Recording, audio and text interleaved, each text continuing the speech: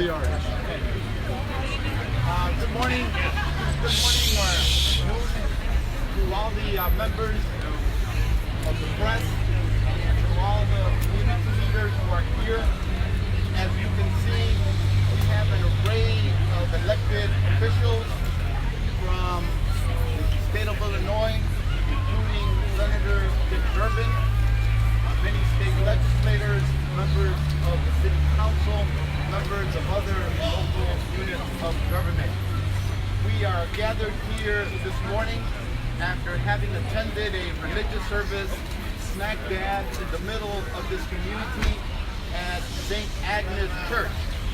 That church was selected because both Senator Durbin and Mayor Lightfoot wanted to come to Little Village, 26th Street, what is known as the Mexican capital of the Midwest.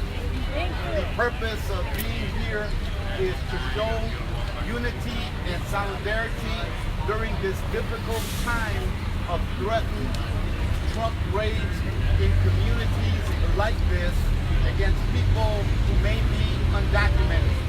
Today, as we stand here, we renew our commitment to telling everyone in our community that 63 years ago, the United States Supreme Court reaffirmed the right of every individual to remain silent when approached, apprehended, or interrogated by law enforcement.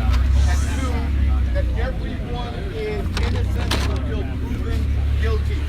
The reason that we assemble here once again is because Chicago and Illinois reaffirmed their pro-immigrant state and status and well-being. Harold Washington made Chicago the first sanctuary city in the country, and subsequent mayors and subsequent governors have been immigrant friendly. Today is no exception, as the expression of unity and solidarity from people who represent people across the state of Illinois are standing firm with the immigrant community in this time of threat, in this time of fear, in this time of xenophobia, saying, we believe that the future of America lies in our diversity. The future of America relies on how we stand with each other during the time of need. Today we celebrate one of the greatest examples of selflessness and of standing with people in need, and that was when the late Archbishop of San Salvador, Oscar Romero, stood with his people during the time when they were being harmed by ruthless violence in a civil war in his country. Thus, our reason for attending church service this morning here in Little Village. Today, we recognize that desperation is being criminalized by this president and his administration, that innocent women and children, and locking them up in cages and camps under inhumane conditions, many experiencing hunger, abuse, sickness, and even some deaths. The president has sought to weaponize the census in an attempt to starve our communities of representation and resources and political power.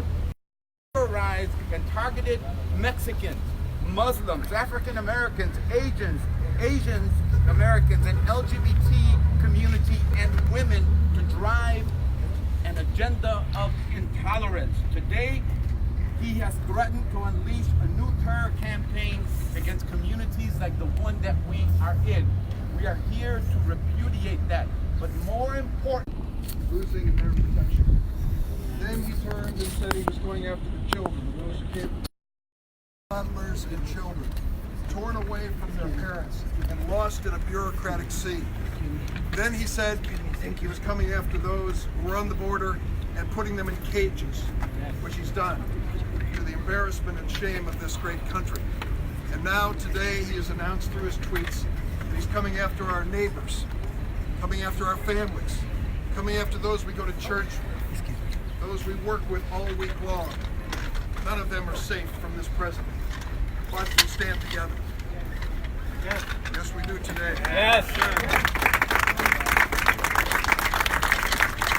Estamos unidos con la comunidad en la contra de los ciudadanos. Sí, señor.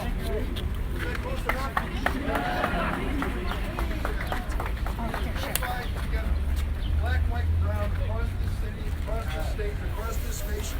To say to this president, when you came after the others, we may have been silent, but we are silent no more. We can make America safe and still keep it just. We can bring peace to our streets without tearing families apart.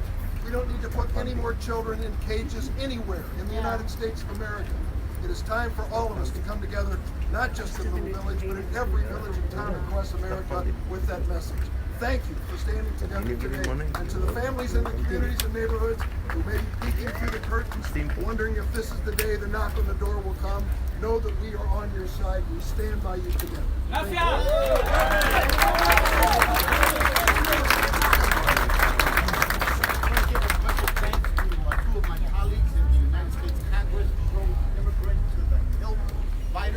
Allies and friends of our community, Congressman Mike Quigley and Congressman Raja Krishnamurthy. Also known as on Spanish, his name is Rafa muy bien. The next person that I'm going to introduce has shown her commitment to our community. She is following the great example in the 21st century of the first executive order in Chicago that made Chicago an immigrant-friendly, welcoming, and pro-immigrant city. That was when Harold Washington said the city will not cooperate with the Immigration and Naturalization Service in 1985 and set the standard for other mayors to follow.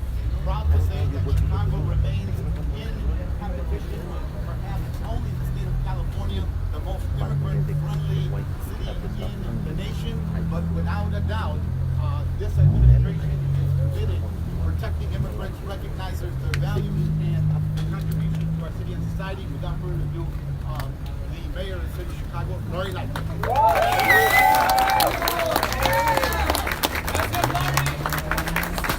want to thank Congressman Garcia, Senator Durbin, Congressman Quigley, Congressman Raja, and the other elected officials here at every level. If you look, you've got state reps, you've got aldermen, you've got state senators. Why? Because we are all united in support of our friends, our families, our neighbors. This city has to stand as a beacon of hope for everyone in our immigrant and refugee community, and we will do just that. We just came from a church service where one of the scriptures was talked about knowing our neighbor as ourselves. And that is exactly the teaching that we must follow in these difficult times. The one thing that I want to emphasize that we sometimes overlook is we have to think about what this is doing to our children. In communities where the young people, pre-teens, might be the only one in a household who speaks English, not only are they learning about the distressing news and the fear that the president is evoking in communities all over our country, they are fearful of what is going to happen to their loved ones, to their parents, to their grandparents, and aunts and uncles. They worry that when they leave home,